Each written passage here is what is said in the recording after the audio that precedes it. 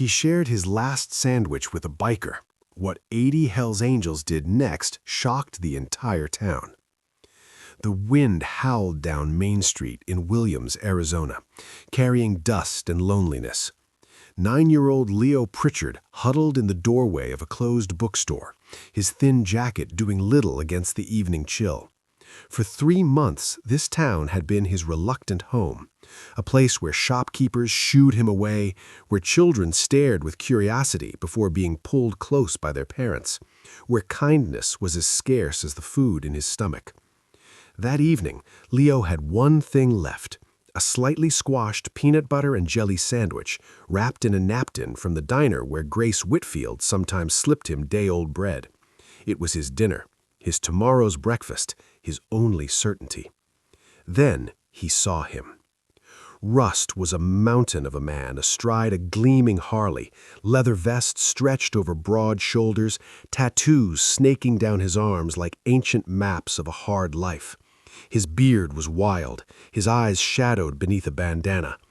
The townsfolk called men like him trouble.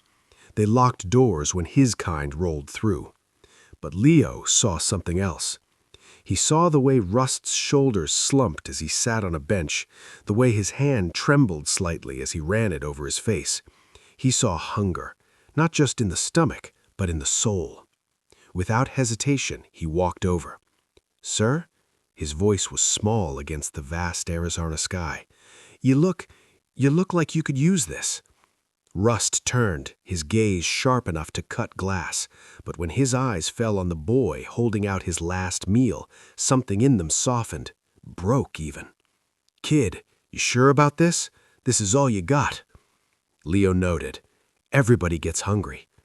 In that moment, as Rust accepted the sandwich with hands that knew violence but now trembled with something else entirely, gratitude, the world shifted on its axis.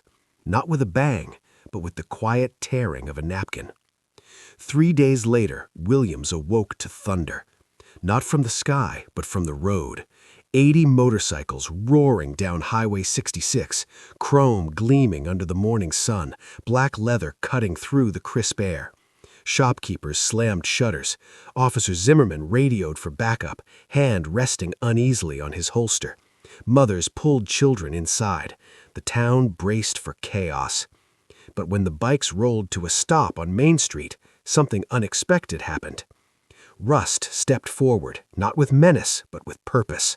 Beside him stood Victor Kane, president of the Arizona chapter, his presence commanding silence. And there in the center of it all stood Leo, small, confused, but unafraid.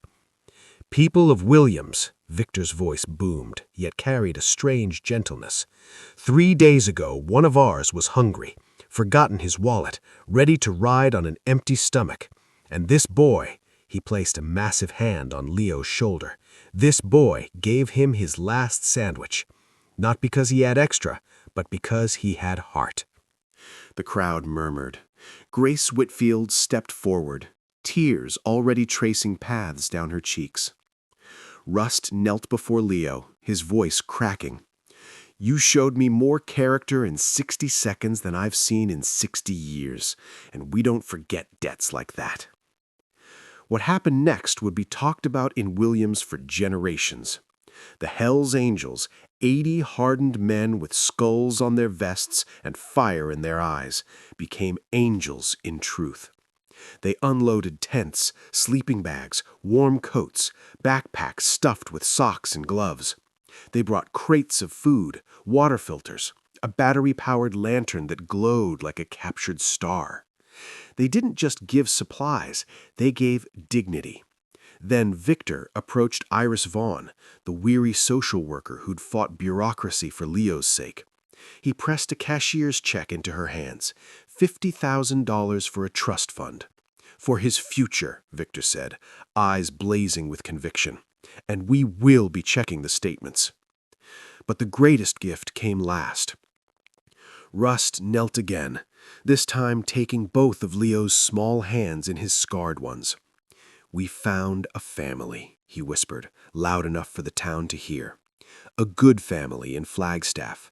They've been vetted, they've been prayed over, and they're waiting for you.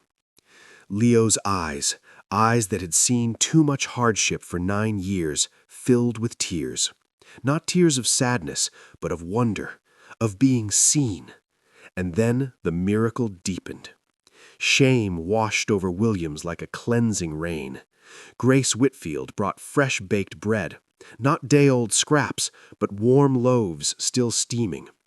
Officer Zimmerman removed his hat, tears streaming freely. Shopkeepers emerged with bicycles, winter coats, offers of rooms above their stores.